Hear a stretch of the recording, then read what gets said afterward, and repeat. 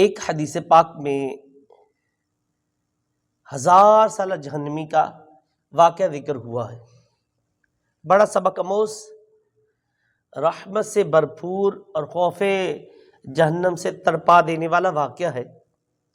حدیث پاک کی کتاب مسند امام اعظم میں صحابی رسول حضرت عبداللہ بن مسعود رضی اللہ تعالیٰ عنہ سے روایت ہے کہ ایک شخص بارگاہ رسالت میں حاضر ہوا اور پوچھا، یا رسول اللہ صلی اللہ علیہ وسلم، کیا اہل ایمان میں سے کوئی شخص جہنم میں بچ جائے گا؟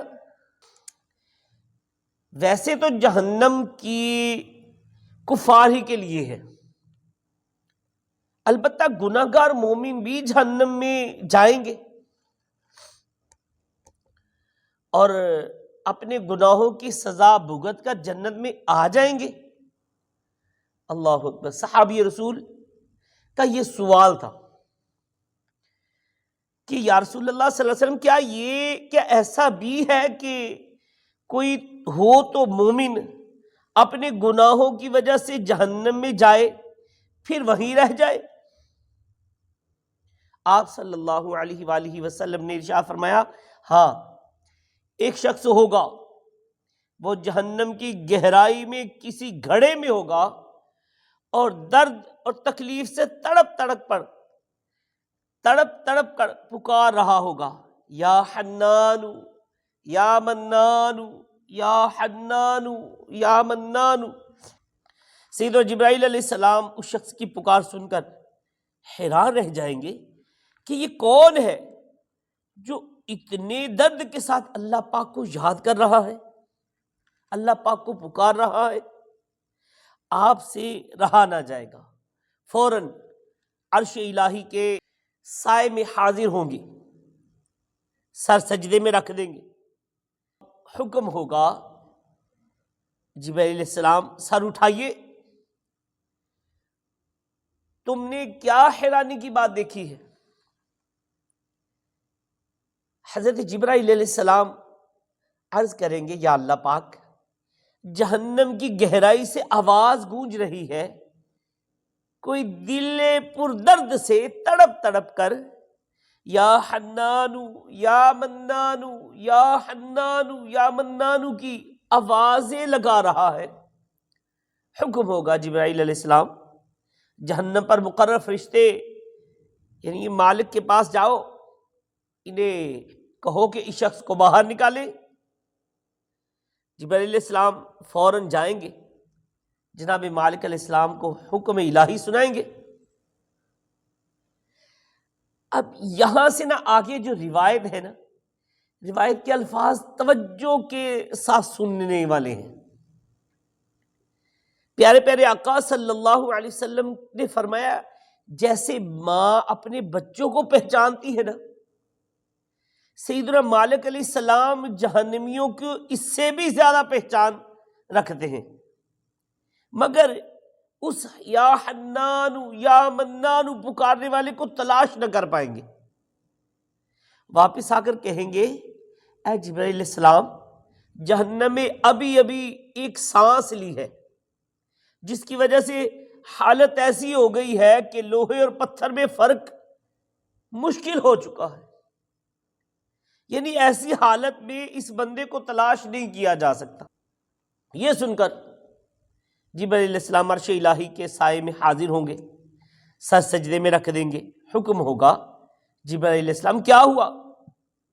اس بندے کو کیوں نہیں لائے؟ آپ معاملہ عرض کریں گے، اللہ پاک فرمائے گا، اے جبرائیل علیہ السلام، وہ بندہ جہنم کے فلاں گھڑے میں فلاں کونے میں ہے، جاؤ نکال لاؤ۔ جبرائیل علیہ السلام پھر جہنم کی طرف پہنچیں گے، جناب مالک علیہ السلام کو اس شخص کا پتہ بتائیں گے۔ اب مالک علیہ السلام جہنم کے اندر جائیں گے، اس شخص کو ایک گھڑے کے اندر موجود پائیں گے، اس کی پیشانی قدموں کے ساتھ بندھی ہوگی، ہاتھ گردن میں بندھے ہوں گے، الٹے منہ جہنم کے گھڑے میں پڑا ہوگا، جہنم کے سانپ بچھو اس پر جمع ہوں گے، اور وہ درد اور تکلیف کی شدت میں اللہ پاک کو پکار رہا ہوگا۔ مالک علیہ السلام اس شخص کو اٹھائیں گے، اس کی بیڑیاں کھول دی جائیں گی، سانپ بچھو ہٹا دیے جائیں گے۔ اب جبرائیل علیہ السلام اسے لے کر اللہ پاک کے حضور حاضر ہوں گے۔ اللہ پاک اس گناہ گار بندے سے فرمائے گا، اے بندے، کیا میں نے تمہیں اچھی شکل و صورت پر پیدا نہیں کیا تھا؟ وہ عرض کرے گا، کیوں نہیں مالک، تو نے مجھے بہت اچھی صورت عطا فرمائی تھی۔ حکم ہوگا، کیا تمہاری ہدایت کے لیے رسول نہیں آئے تھے؟ بندہ عرض کرے گا کہ رسول آئے تھے۔ حکم ہوگا، کیا تجھ تک میری کتاب نہ پہنچی؟ بندہ عرض کرے گا، مولا پہنچی تھی۔ اللہ پاک فرمائے گا، پھر تو نے فلاں فلاں گناہ کیوں کیے؟ کیوں میری نافرمانیوں میں پڑا رہا؟ بندے کے پاس کہنے کو کچھ نہیں ہوگا، بس ہاتھ باندھ کر عرض کرے گا، میں نے خود پر ظلم کیے، گناہ کر کر کے اپنی جان کو جہنم کا حقدار بناتا رہا۔ اے رب حنان منان، میں اپنے گناہوں کے سبب 1000 سال تک جہنم میں رہا، اس کے باوجود تیری رحمت سے امید نہیں توڑی۔ میری پکار سن لی جائے گی، تیری رحمت جوش میں آئے گی، اس امید پر میں تجھے پکارتا رہا۔ اے میرے عظمت والے رب، فضل فرمایا ہی ہے، جہنم سے نکال ہی لیا ہے، تو مجھ پر رحم فرما، محض اپنی رحمت کے صدقے میری بخشش فرما دے۔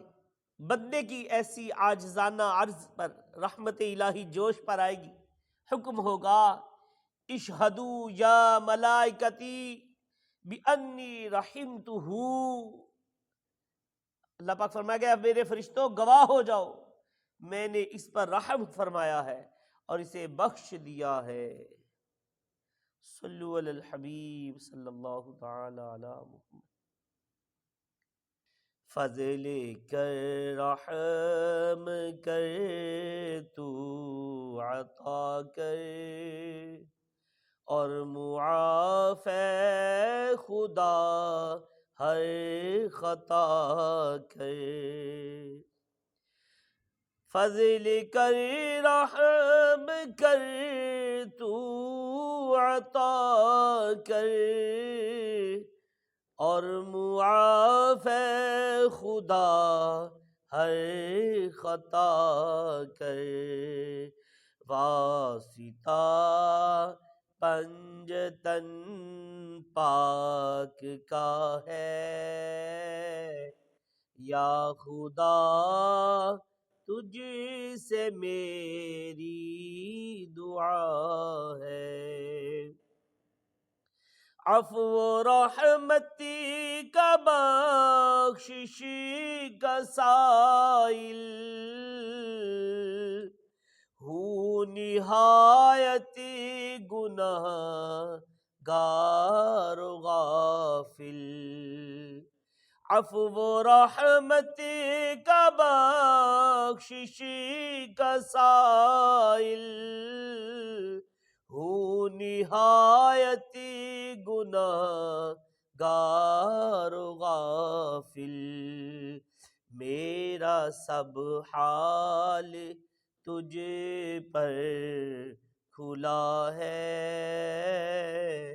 میرا سب حال تجھ پر کھلا ہے، یا خدا تجھ سے میری دعا ہے۔ مجھ خطا کار پر بھی عطا کر،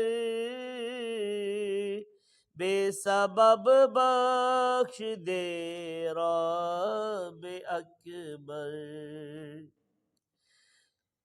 مجھ خطا کار پر بھی عطا کر، بے سبب بخش دے رب اکبر۔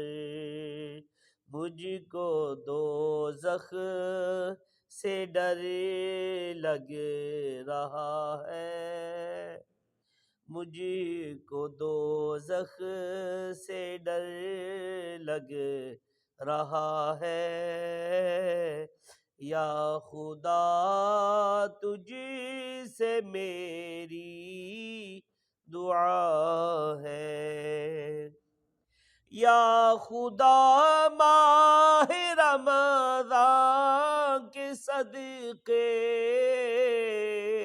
سچی توبہ کی توفیق دے دے، یا خدا ماہ رمضان کے صدقے سچی توبہ کی توفیق دے دے، نیک بن جاؤں جی چاہتا ہے، یا خدا تجھ سے میری دعا ہے، فضل کر رحم کر تو عطا کر، اور معاف اے خدا ہر خطا کر، واسطہ پنجتن پاک کا ہے، یا خدا تجھ سے میری دعا ہے، آمین بجاہ نبی صلی اللہ علیہ وسلم۔ تو حدیث پاک جو ہم نے سنی، اس سے ہمیں بہت کچھ سیکھنے کو ملتا ہے۔ سب سے پہلے تو اللہ پاک کی رحمت اور اس بندے کی نہ ٹوٹنے والی امید پر غور کیجئے کہ بندہ گناہ گار ہے، جہنم میں ہے، زنجیروں میں جکڑا ہوا ہے، 1000 سال تک سانپ بچھوؤں کے قابو میں رہا، اس کے باوجود اس کی امید نہیں ٹوٹی، وہ اللہ پاک کو پکار رہا تھا، پکارتا رہا، مسلسل مایوس ہوئے بغیر پکارتا رہا، اس کی آخر اس کی پکار سنی گئی اور وہ بخشا گیا۔ تو پتہ چلا ہماری امید نہیں ٹوٹنی چاہیے۔ اللہ پاک کی رحمت بہت وسیع ہے، اتنی وسیع ہے کہ ہم اس کا تصور تک نہیں کر سکتے۔ صلو علی الحبیب صلی اللہ تعالی علی محمد۔